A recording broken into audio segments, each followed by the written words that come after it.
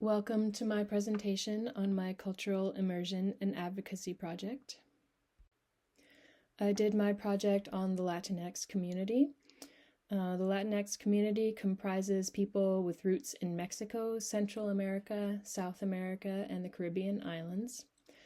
Latinx is an ethnic descriptor, and Latinx people may also have a diverse racial background and identities: Black, Asian, white, Indigenous, due to European colonization, forced displacement, and enslavement of African people and immigration. Women in one study were twice as likely as Latinx men to seek professional mental health help.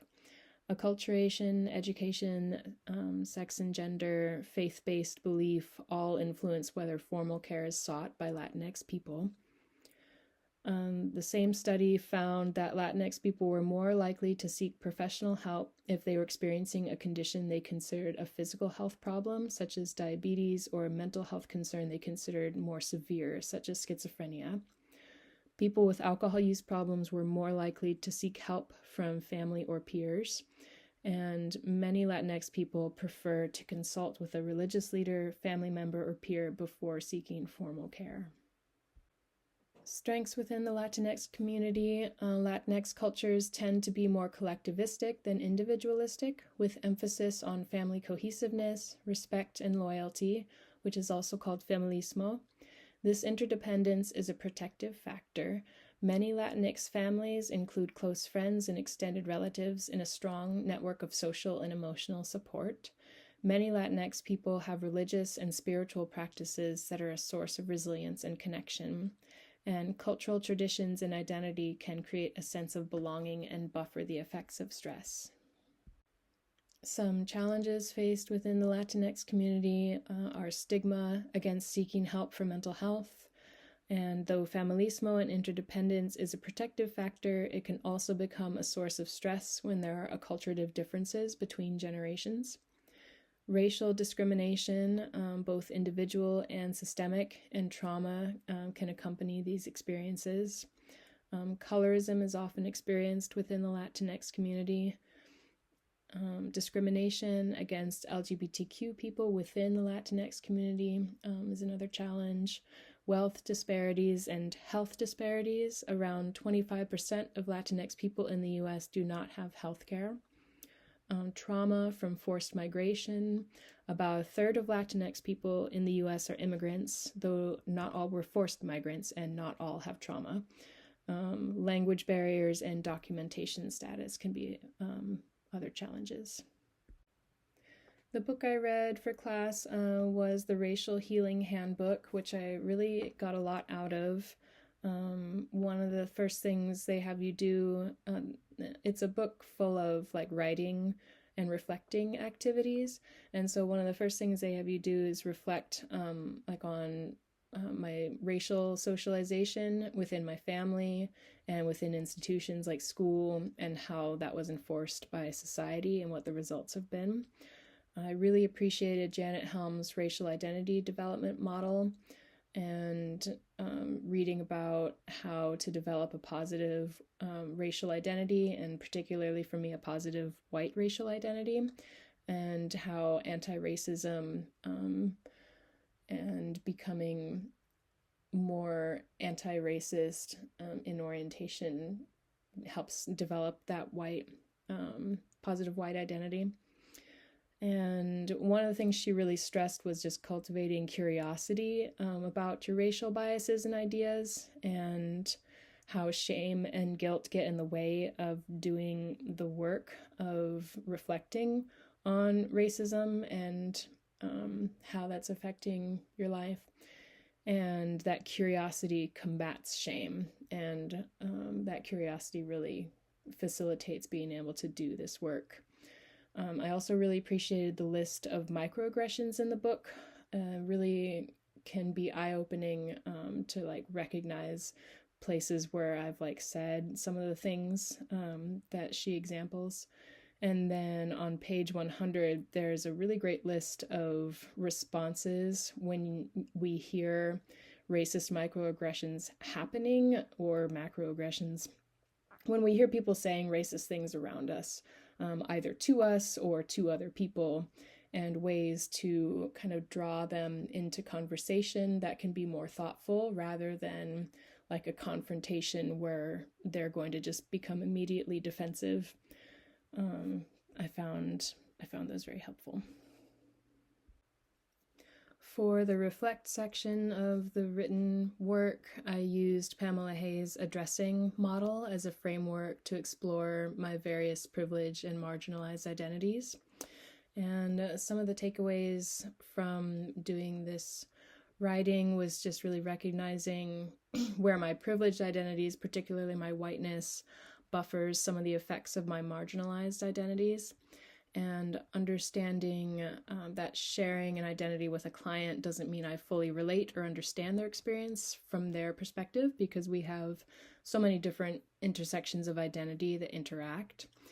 And also just really driving home the recognition that having a marginalized identity doesn't mean that I understand what it's like to live with a different marginalized identity that I don't hold.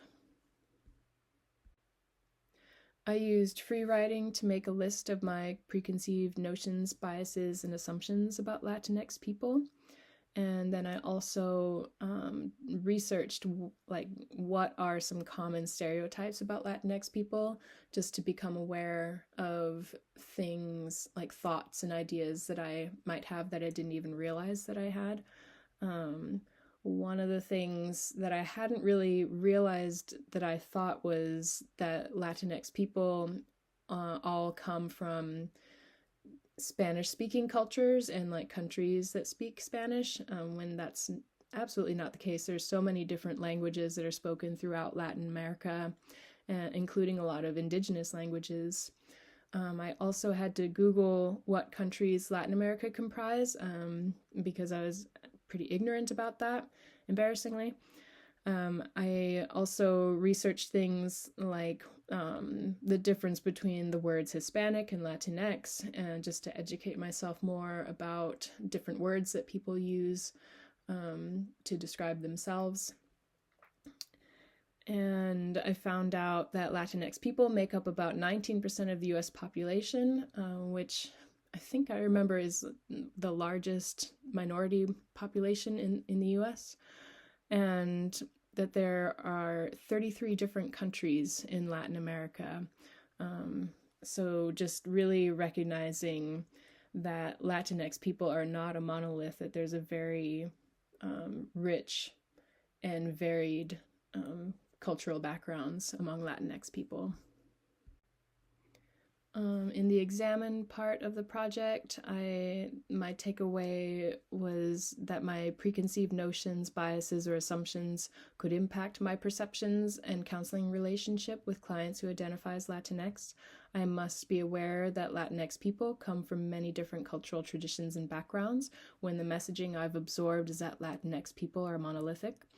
Treating people as though they're homogenous erases the richness of their cultural experience and could cause someone to feel unseen and misunderstood.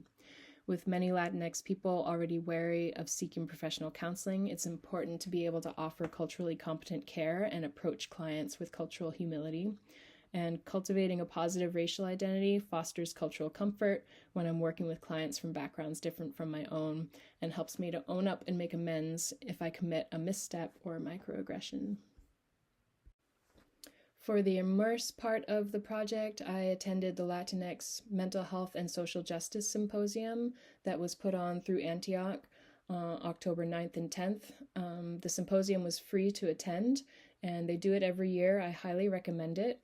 The theme this year was migration journeys, stories from our community. So it was really centered around immigrants and migrants, and particularly forced migrants coming to the U.S. One of the talks, I went to 5 different talks. The first one I went to was one of my favorites. It's called Roots to Wings, Empowering Latina Women's Transition to Independence. And that really helped me understand more about gender roles, feminismo, and the challenges that Latina women face in balancing a traditional cultural background with the influence of U.S. culture, and just the importance of asking clients about their cultural values and where those values come from. For the advocate part of the assignment, I did a lot of research. I researched a bunch of different organizations in Washington that work with Latinx people, and I ended up signing up to volunteer at my local community resource center here on Orcas Island, which I've been thinking about doing for a long time, and this just kind of gave me a little push. And then one of the organizations I researched was the Washington Immigrant Solidarity Network, which I ended up attending their general meeting last month, and learned a lot about the programs that they run and the work that they do. Their mission statement reads as follows: "We are the largest immigrant justice network in Washington that convenes and cultivates a statewide transnational solidarity coalition to protect and advance the power and rights of all immigrant and refugee communities. As a queer and transgender founded and led nonprofit, we organize from a place of abundance and commit to intersectional, multi-faith, intergenerational, multilingual, multiracial, multi-ethnic, immigrant-led efforts by investing in base building and growing the leadership of forced migrants." One of the projects that they run is a hotline that people can call to report immigration enforcement activity, so activity by ICE, Border Patrol. So if you or someone you know are being harassed by immigration enforcement, you can call the hotline.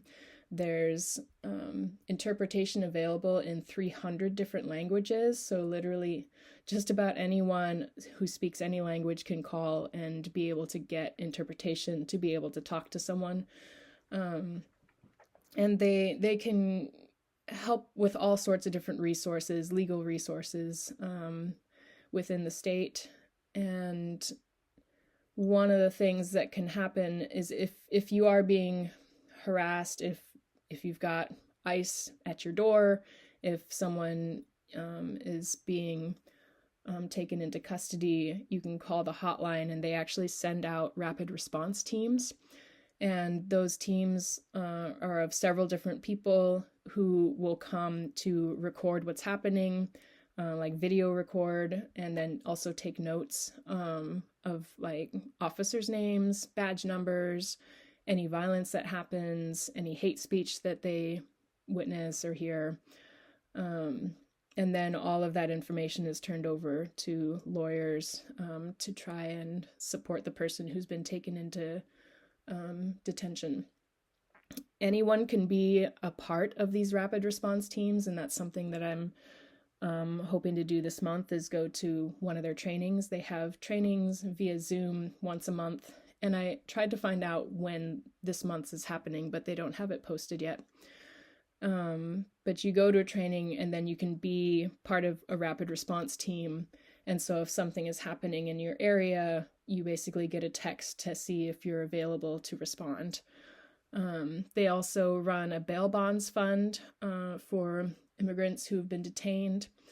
They have a whole bunch of great resource flyers, like Know Your Rights type flyers on their website that can be printed and hung up. And I've got the link there. They also do a lot of advocacy around immigrant rights. They were really involved with the Keep Washington Working Act, which prohibits local police from cooperating with ICE and Border Patrol. And they were really active in fighting for health equity and making it possible for undocumented people to be eligible for Medicaid and Apple Health in Washington state. Some implications for counseling. It's important to consider individual struggles, but also the impacts of external socio-political factors on Latinx people. Keep in mind collectivism, familismo, and the influence of gender roles. Confidentiality is important. One of the things that was spoken a lot about at the Latinx symposium was even just keeping very limited notes, particularly if you know that somebody is undocumented. Theoretical considerations. Many theories of development and psychotherapy are based in individualistic perspective, and it's important to determine if a client has a more collectivistic orientation and not pathologize based on inappropriate theories. Liberation psychology aims to contextualize client struggles, empower the client, and center their stories and goals. Techniques include assessing acculturation within family generations of immigrants, building rapport, being transparent about roles and the counseling process, psychoeducation to diminish stigma. Testimonio is basically allowing your client to tell their story while listening, valuing, and validating their experiences. Cultivating cultural competence and building skills of cultural humility, of course, are important. The impacts on the counseling relationship, understanding the cultural tendency to keep private information within the family, so not pushing your client too hard or too fast to disclose various things, really building trust and by displaying cultural competence and listening skills, and then recognizing if you've committed a microaggression or a misstep and initiating direct apology and repair. This project, how it impacts me as a counselor is that this experience has really helped me understand more about myself and how to go about questioning what biases I have and different ways to combat them. As I said before, really appreciated the Racial Healing Handbook and all the exercises it has for personal reflection, and learned a lot about how to cultivate a positive white identity, which helps me combat white guilt and shame. And just coming to understand more about how that guilt and shame really prevents me from exploring internalized supremacy and racist thoughts and biases that I've absorbed in a white supremacist society. I really appreciated the advocacy aspect of this assignment because it prompted me to become more involved with social justice work. And it really just gave me the time to research different organizations and determine where I was able to devote time and effort. Becoming involved feels very empowering, and this project gives me a framework for becoming more culturally competent as I start to work with different clients, and also inspired me to pick up my Spanish language studies again. Here's an overview of the different areas of the multicultural and social justice counseling competencies that I feel like were increased through this project. And here are my references. Thanks so much for watching my presentation, and take care.